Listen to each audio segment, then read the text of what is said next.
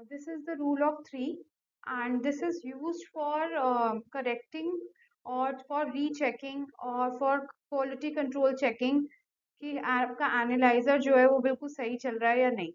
अब इस रूल को अप्लाई करते वक्त एक ध्यान रखें कि जो पेशेंट का जो सीबीसी है या जो भी आप इवैल्यूएशन कर रहे हैं जिस भी रिपोर्ट का, उस पेशेंट को आयरन डेफिशिएंसी या विटामिन B12 डेफिशिएंसी हुई, तो ये रूल के हिसाब से जो आप कैलकुलेशन करेंगे वो एग्जैक्ट वो नहीं आएगी जो आनी चाहिए। करेक्ट।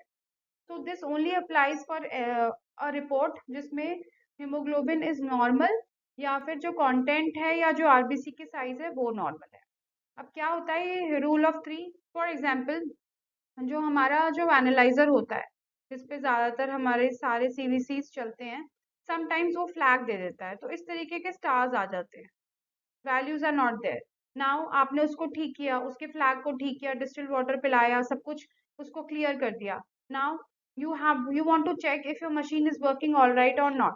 तो एक तरीका है कंट्रोल है, कंट्रोल लगा लीजिए, बिल्कुल ठीक चल रहा है, ठीक है।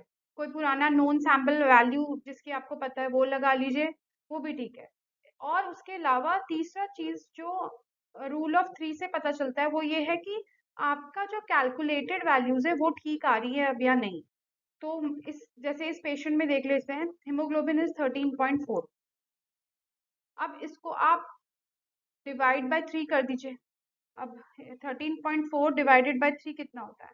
Let me calculate it for you. 13.4 divided by three is 4.46।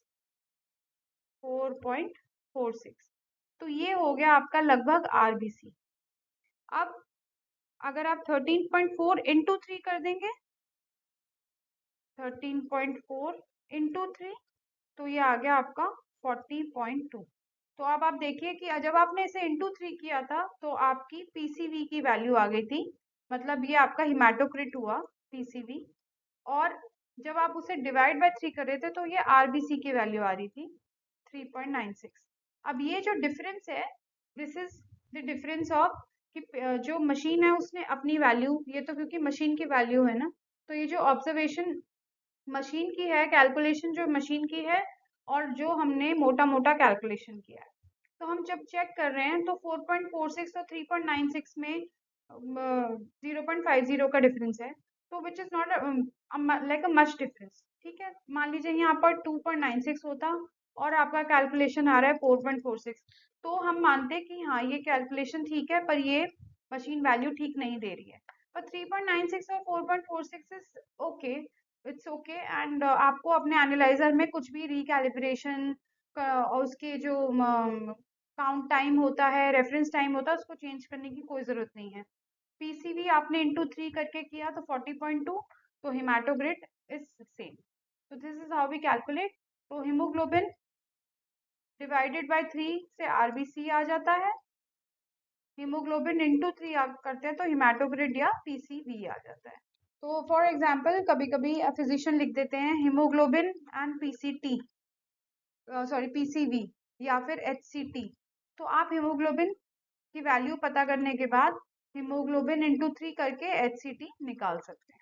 So this is how you manually can calculate all this. हाँ, सिंगल सैंपल है तो अगर आपके पास सैंपल्स बहुत सारे हैं, जैसे 60 to 70 सैंपल्स हैं और सब में हिमाटोक्रिट की जरूरत है, तो आप फिर उसको ऑटोमेटिक एनालाइजर पे चलाइए। But manually if you want to calculate hematocrit, just take the hemoglobin value and multiply it by 3 and you will get your hematocrit or PCV value. इसमें भी एक एग्जांपल ले लेते हैं, जैसे इसमें 9.7 हीमोग्लोबिन है। जैसा कि मैंने कहा कि हीमोग्लोबिन इंटू थ्री करके हिमाटोक्रिट आ जाता है, तो इसमें haemoglobin 9.7 into three will be your हिमाटोक्रिट। तो चलिए करते हैं, आप भी अपने कैलकुलेटर्स पे कर सकते हैं इसको। 9.3 into three is equal to 27.9। तो हिमाटोक्रिट हमारा कैलकुलेशन के बाद आया है 27.9। चलिए चेक करते हैं कि ऑटोमेटेड एनालाइजर ने क्या दिया है। उसने 29.1 दिया है, विच इज ओके, क्योंकि ये और ये कुछ ज्यादा डिफरेंस नहीं है। That means it's fine, your machine is just working fine. Now haemoglobin divided by three करना होगा। 9.7 divided by three is equal to RBC. तो हम अब देखते हैं 9.7 divided by 3 is 3.23। तो चलिए मैच करते हैं 3.23, दिस इज 3.97 बाय मशीन। तो मशीन ने 3.97 दिया है, आपका 3.23 आया है, that means analyser is working okay.